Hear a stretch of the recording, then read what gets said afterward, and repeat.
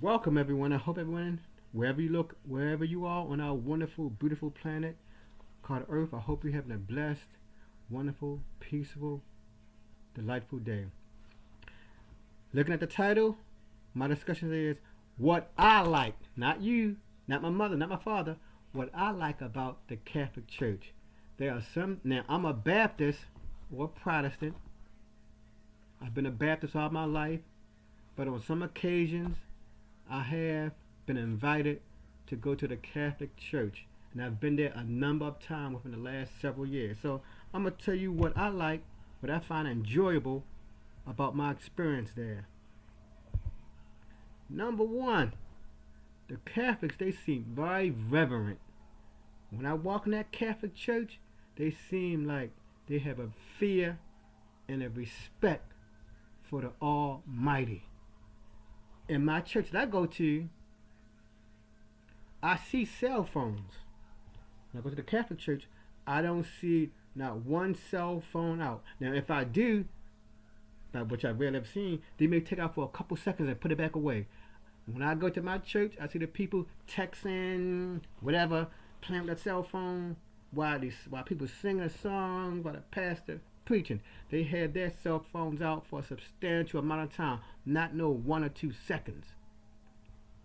Following the cell phone incidents, no tablets. Now, I never seen adults use tablet much. If they do use the tablets, they're using the tablet to record the preacher when they're preaching. That's how they use the tablets. Usually, I see the parents have their young child on the tablets, playing a little video game on YouTube, texting. They use it as a tool to keep their child occupied while they are in church. Last, in the Catholic Church, I don't see nobody with no toys. Even in the 21st century, I still see kids. Not all the time. It don't happen on every Sunday. But when I go to church now, I mostly see adults there a lot. I don't see any 13 years old or 14. I either see adults or very young children under the age of 3. But when I see children over the age of 3 or 4 or 5 or 6, they may be playing with toys. But I say I don't see it a lot. But in the Catholic Church, I have seen a number of young people there, and they never seem to play with toys. So again, when I go to the Catholic Church, they seem more reverent and respectful to Jesus, to the Holy Father, and to God's Holy Spirit who carries out his wishes. The next thing I see in the Catholic Church, active participation. That's what I mean. I see people reading the Bible. The members read the Bible, not just the head minister or his associate pastors.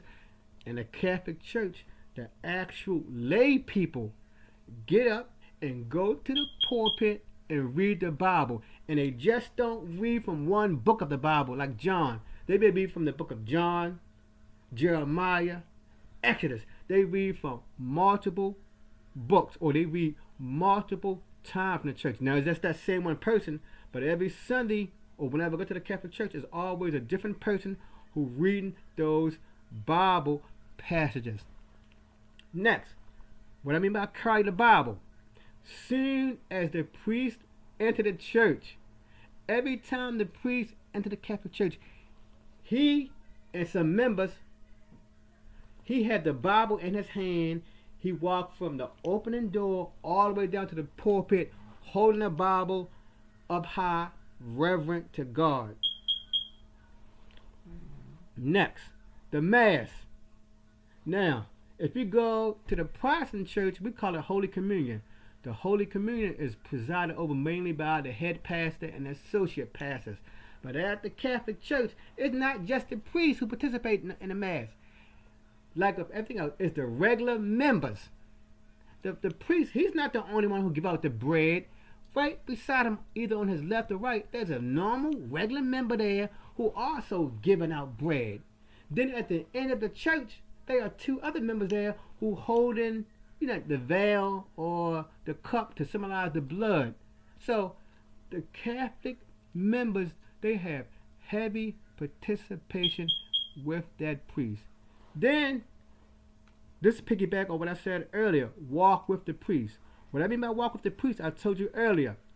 When the priest walk into the church holding the Bible in his hand, to his left and to his right, or even behind him, he have other regular members, nobody special, walking beside him from the front of the church to the back of the church.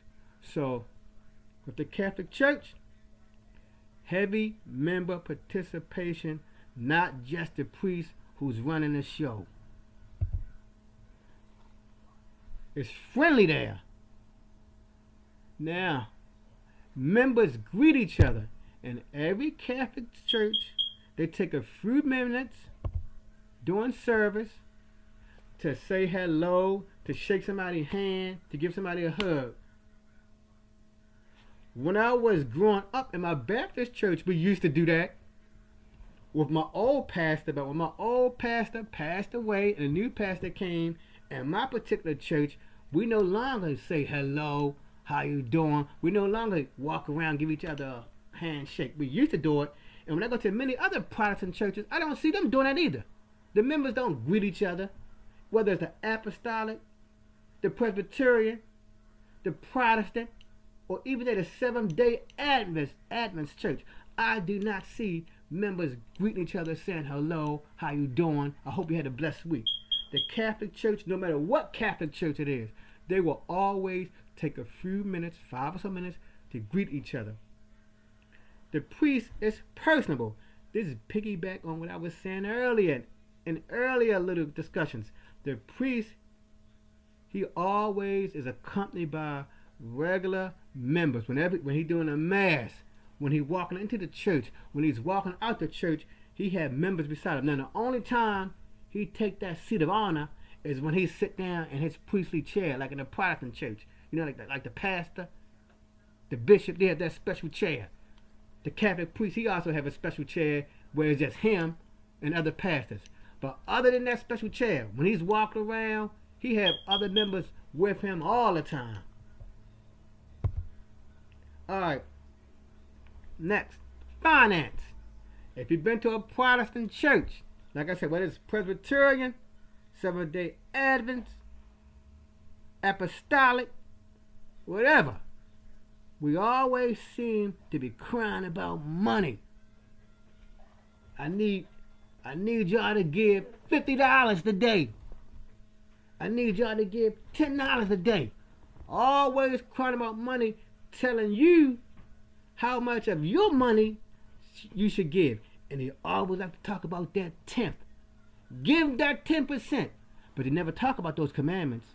Love the Lord your God with all your heart, mind, and soul, and love your neighbor like yourself. They never say that.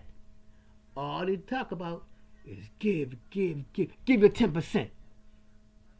Then, they always talking about a building project. We need money because we're going to make a new building here. We're going to make a new building there. We're going to set up a senior citizen center. But they never talk about, we're going to make a building to win people to Christ. Now, don't talk about a building like that. We're going to have a building so children can come there and have a community center. Because if you live in a city, the county, or rural area, most of those rec centers are basically gone out of business. So, the Catholic Church, when I walk into that Catholic church, they had the little offering basket. You put your little money in there. They never cry about giving $10, never cry about giving $20 or $30. Now, I know the Catholic Church as a big entity, they love to take your money. I know as a giant entity in Rome, but everybody would do that. If I left you $20,000, you would take it. So if somebody left money to the Catholic Church, of course they're going to take the money. And I know the Catholic Church is one of the most expensive churches in the world, I believe. Or Christian denomination, one of the most richest Christian denominations on the planet.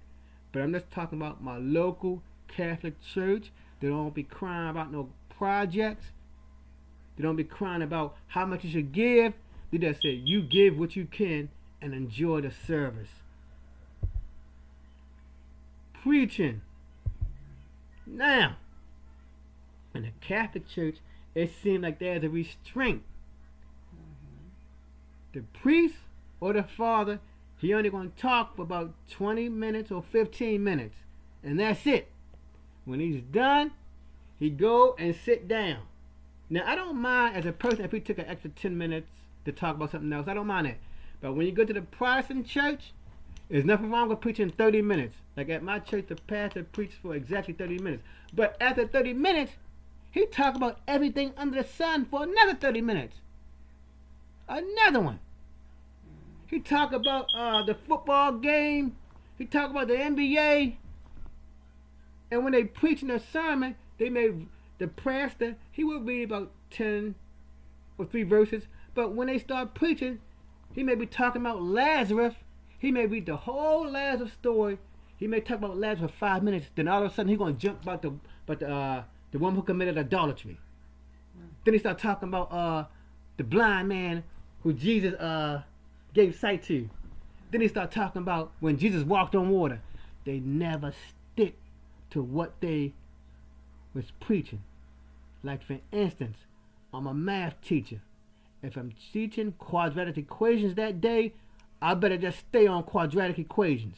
I may do a little 5-minute drill review on different topics, but my main topic, which the press main topics, is Lazarus. But they be talking about Mary Magdalene. They be talking about John the Baptist. They talk about, they go all the way back and talk about Moses. But they deviate from that main topic a lot. And they make all that money. As a teacher, I cannot deviate. And I said it. The Catholic preach, he talk for 20 or 15 minutes, then he sit down. In a Protestant church, especially those Baptist church, Apostolic church, they talk for 30 minutes was good, but then they talk another 30 minutes about everything under the sun. Everything.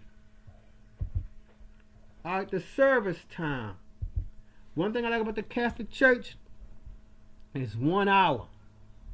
So, in my mind, no person in the United States should ever complain about why they cannot go and give God a couple minutes of respect or acknowledge Him. You can go to the Catholic Church for 45 minutes or 1 hour and pay homage to God. So, in my mind, there is no excuse why the typical person cannot go and give 45 minutes every. Now, you don't even have to go to church every Sunday. At least if you go to Sunday once or twice a month, that's good. But I like to go to church. For me, I go to church not for the pastor, not for the priest, because you all know the Catholic priests as an organization, they're involved in a lot of dirt. They mess with little kids. They having sex with the nuns. But when I go, I'm not worrying about the priest or what he's doing. I'm going to church to acknowledge and humble myself before the Almighty. So, if you have excuses, you can take that 1 hour and go to the Catholic Church. Now, you know the Protestant church is not no 1 hour. It's at least 90 minutes, if that. Because this would make it 90 minutes, 2 hours. Because after that sermon, the preacher like to keep going on and on and on. He like to be dancing, jumping, and singing. There's nothing wrong with getting excited and jumping and singing. Because when Jesus healed those people, I guarantee you it was some shouting and screaming for that. Imagine you born all your life, a person come and touch your eyes, you can see there's going to be some shouting.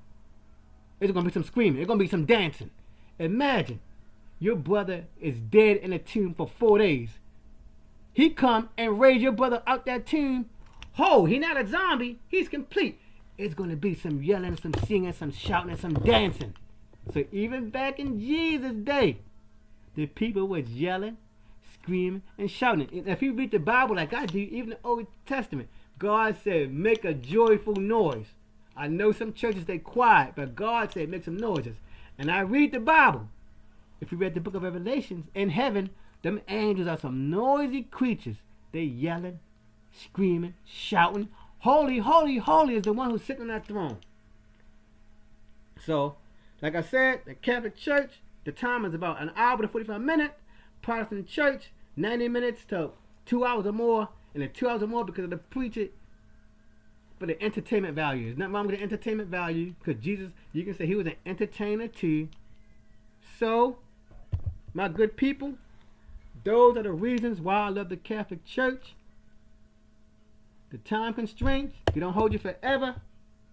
They seem more reverent to God. The people like to greet each other.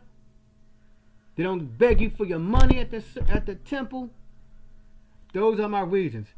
If you would like to give me a thumbs up, please give me a thumbs up. If you would like to give your comments about your likes or dislike of the Catholic Church, please leave your comment.